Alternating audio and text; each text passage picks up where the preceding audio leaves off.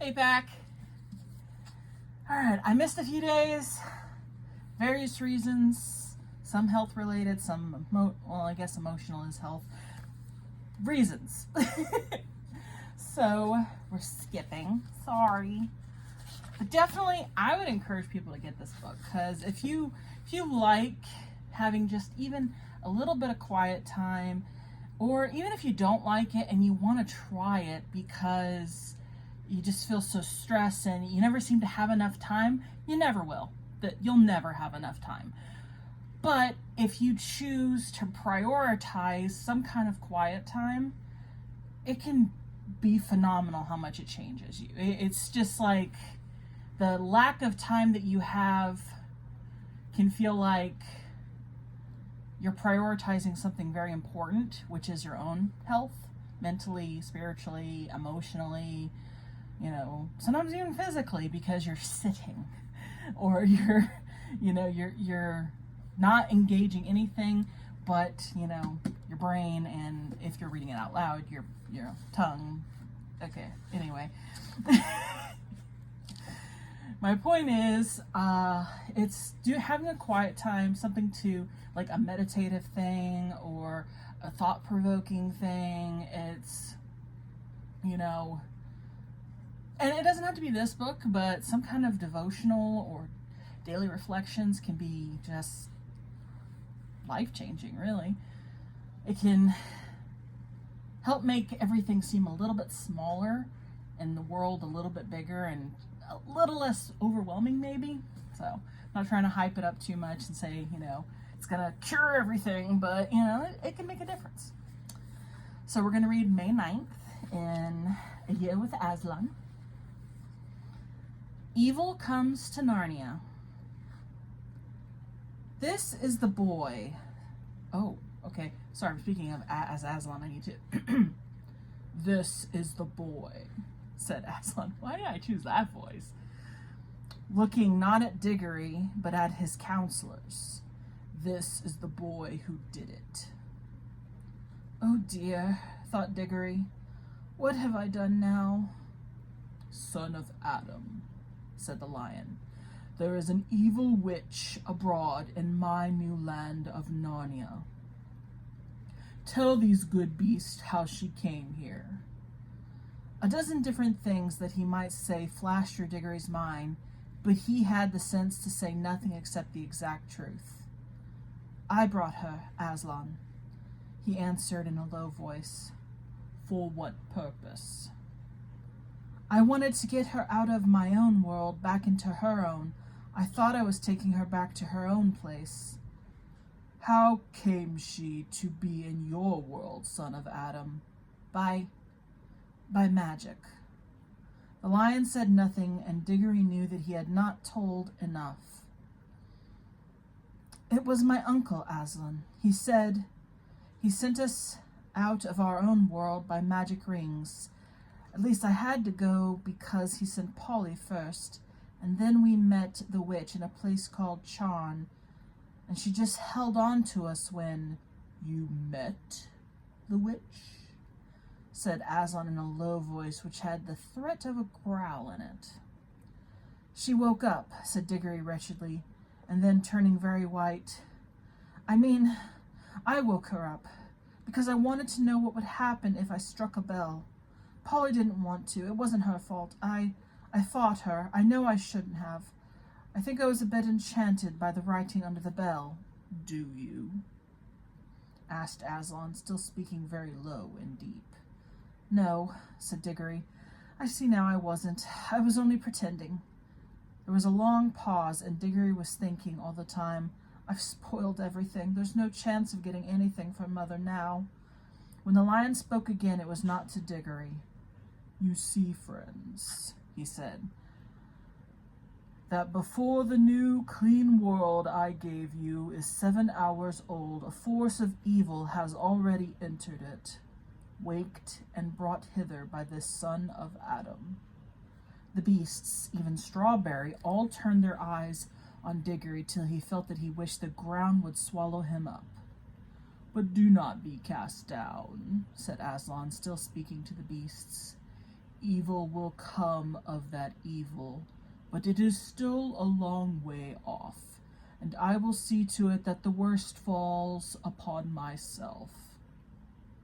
In the meantime, let us take such order that for many 100 years yet there shall be a merry land and a merry world. And as Adam's race has done harm, Adam's race shall help to heal it. The Magician's Nephew.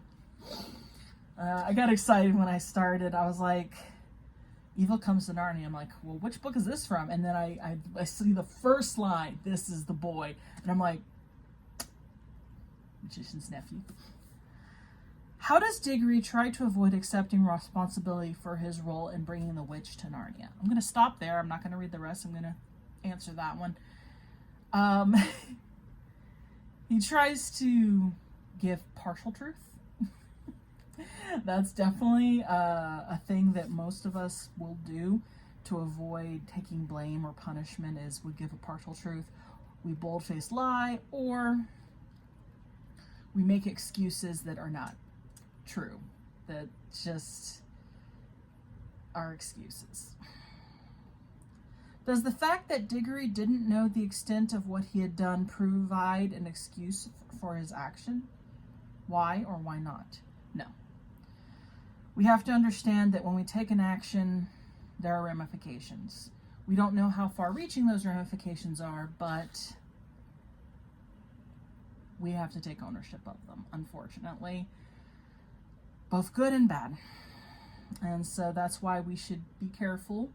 We shouldn't let fear paralyze us into not acting at all, but we should weigh the consequences and understand that if we make a choice and it's bad, that we're responsible for the bad that comes from that decision. When have you had to make amends for something you unwittingly set into motion? Oh, unwittingly set into motion. That's... When have I... Gosh, that's a hard one. So when have I had the consequences I've unwittingly set into motion? So something that I didn't intend to do. Dude, that's difficult.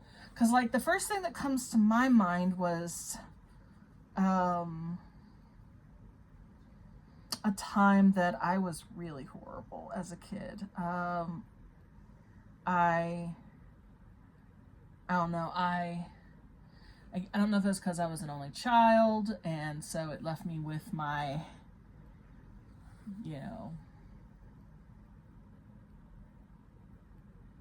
thoughts more, or if I just was a mischievous child. But I would pick on my older cousins, and since I was the oldest of the younger cousins, I would rally them against my older cousins.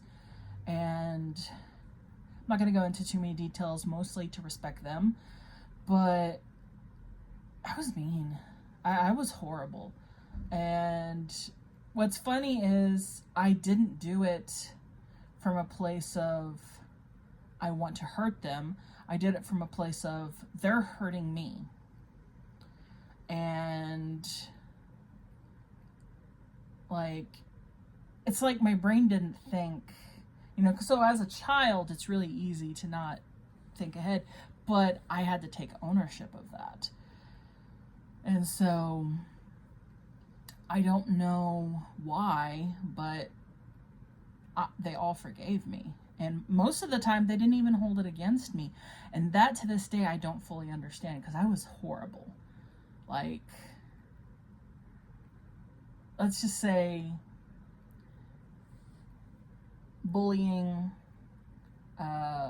teasing, I say bullying, we're the younger kids boiling the bigger kids, not letting them have peace, not letting them do their own thing, tormenting them, maybe even throwing things at them, because, they were getting to do adult things, and I wanted to do it too, but I couldn't. So I was resentful, and bitter. And another one I actually physically hurt. And I helped to hurt them. It wasn't severe, you know, like nothing like that they had to go to the hospital for or something, but it was bad. And I don't know why they didn't hold it against me. I never remember them treating me any differently. So I got fortunate that my actions did not have worse ramifications. But as I got older, I contacted each of them and talked about what I had done and apologized because it was wrong. I shouldn't have done it. And so I know that probably doesn't answer that particular question, but the problem is as a little kid, I made up stories a lot because to me life was very boring and dull. And so I don't know some stories if they're true or not. So I can't say. But yeah, I could think of a lot of things I regret, but you know, maybe I'll share that some other time, different stories. But I really can't think of anything that I set unwittingly into motion other than like an argument I had with a coworker one time.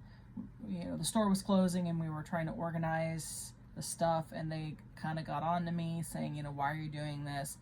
And, you know, it should be this way. And I'm like, no, it should be this way. And we kind of had this butting of heads. And, you know,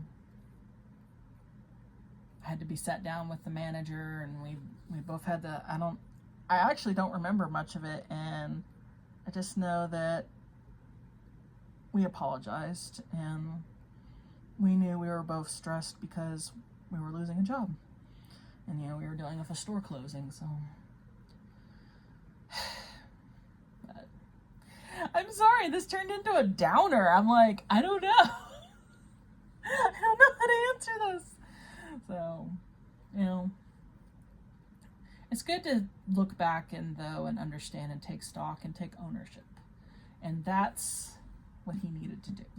So I think it still comes full circle, is we have to take ownership for our side of the actions. Even if, you know, there's other people there, we still got to own our own. So thank you for watching, and, you know, help the moon. Bye.